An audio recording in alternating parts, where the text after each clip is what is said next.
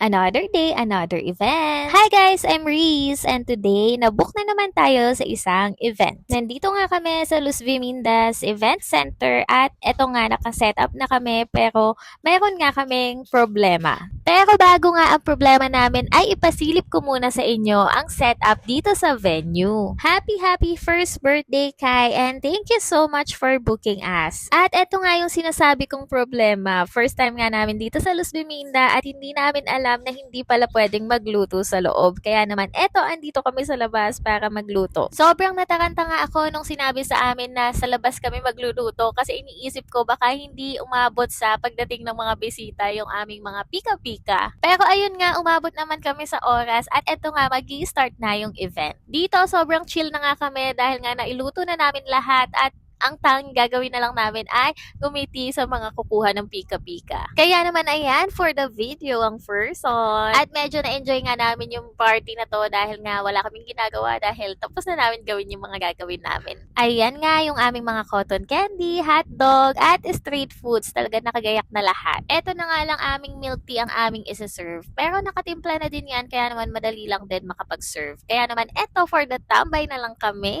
At isang flex nga lang ng aming mga food cards para po sa mga gustong mag-book sa amin. Naka-promo po kami.